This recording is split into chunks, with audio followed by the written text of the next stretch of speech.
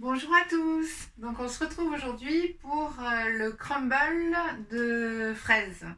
Donc on va avoir besoin, alors il y a deux façons de faire ce crumble, c'est-à-dire où vous prenez la recette de la pâte à tarte crue que je vous ai déjà donnée, que je peux vous redonner si vous ne la trouvez plus. Et cette pâte à tarte crue, vous la passez au déshydrateur à peu près une bonne nuit. Et donc après, c'est sûr qu'elle est un petit peu plus craquante et voilà, c'est sympa aussi. J'ai pas mon déshydrateur chez moi, il commence à faire chaud pour faire chauffer le four toute la nuit. Donc il y a la deuxième variante de crumble aux fraises avec la pâte à crumble justement. Qui est un mélange de noix d'Amazonie, de sucre de coco, d'amandes et de cannelle et de fèves tonka. Voilà, donc là on a quelque chose de granuleux, comme ça, qu'on garde, hein, puisque c'est... Voilà. Et donc le crumble aux fraises, il faut des fraises bien sûr coupées en petits morceaux. Et on va faire la crème vanillée de noix de cajou. Donc là, j'ai fait tremper plusieurs fois la noix de cajou, je vous ai expliqué.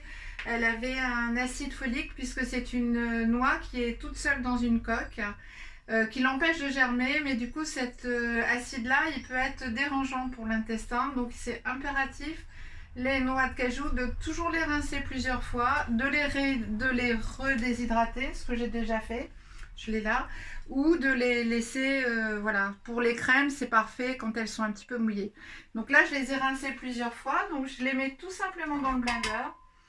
Je les mets avec une cuillère à soupe, bon moi je fais un peu à la louche comme d'habitude, de sucre de fleur de coco, puisque en plus c'est un sucre, alors une cuillère à soupe, là on y est, qui ne provoque pas de pic de glycémie. Donc ça, c'est assez important. On va mettre une giclée de vanille. Voilà. Et on va mettre un petit peu d'eau de source. Donc je fais la petite parenthèse, parce que je ne crois pas que je l'ai dit déjà. De l'eau de source. Bon, il y a bien sûr le charbon actif qui est comme ça nécessaire. Bon, par contre, voilà. Le problème, c'est quand on boit beaucoup, qu'on n'a qu'un charbon. Voilà, moi, j'ai toujours par contre des petites bouteilles d'eau encore en dépannage.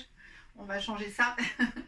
Et c'est impératif quand vous prenez une bouteille, quelle qu'elle soit en fait, d'enlever l'étiquette, puisque l'étiquette contient sur elle un code barre qui énergétiquement est en fréquence négative, donc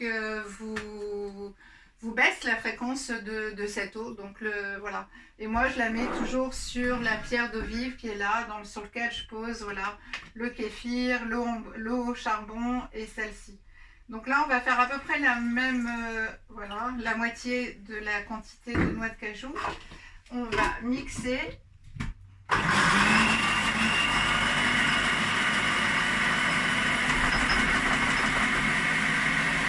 va mettre un peu de citron.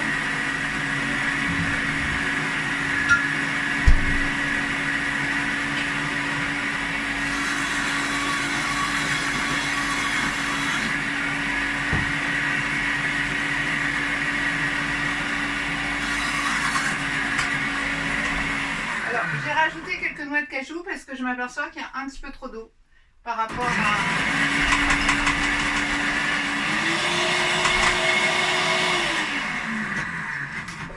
Voilà, donc là je pense que ça va épaissir, sachant que la préparation de toute façon va épaissir également. Voilà, là c'est vraiment parfait. Je vous montre la consistance. Voilà, donc on a une consistance qui est bien crémeuse. Donc par contre il reste un petit peu de noix, ça doit être celle que j'ai mis à la dernière minute. Donc on va repasser un petit coup pendant que je vous montre l'assemblage. C'est très simple ce crumble de fraises. Vous pouvez le faire avec n'importe quel fruit rouge d'ailleurs. Hop là. Ah, on va rajouter une petite pointe de sel. Voilà. De le goûter, ça me fait voilà, de sel rose de l'Himalaya toujours. Et on va sortir le poivre parce qu'on va faire une petite giclée de poivre au-dessus du crumble.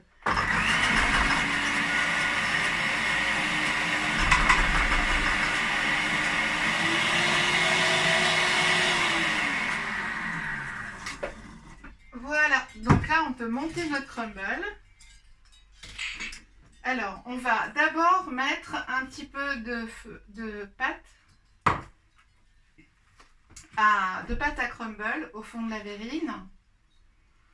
On va ajouter, alors je crois que j'avais préparé une cuillère.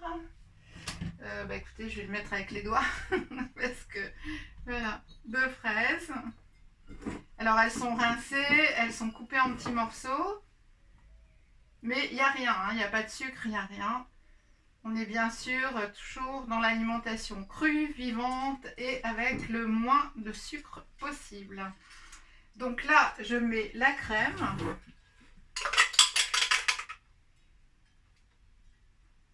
Alors j'ai encore quelques morceaux.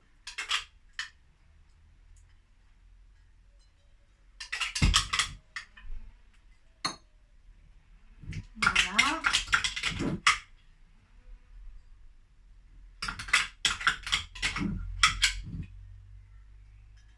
Donc là, j'en ai pas fait beaucoup, hein, c'est pour ça. Sinon, après, vous pouvez le garder et vous en servir pour même pour un petit bol de fruits au petit déjeuner. C'est parfait. Alors, je goûte en même temps.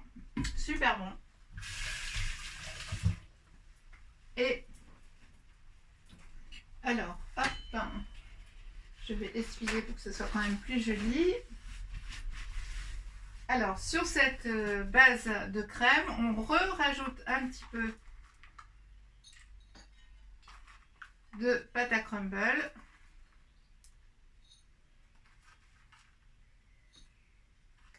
Voilà. Et on rajoute quelques fraises.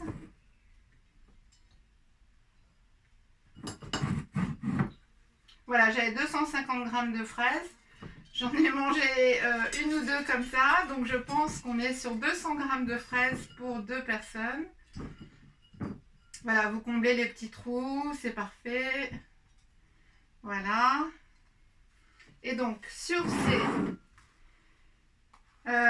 ces fraises, mais alors vraiment saupoudrer comme ça. Et vous donnez un petit tour de moulin à poivre. Et vous allez, voilà, vous le faites avant de manger et après, vous n'avez plus qu'à déguster le soir ou le midi. Voilà, donc on a nos petits crumbles de fraises. Voilà, donc j'espère que ça vous aura plu.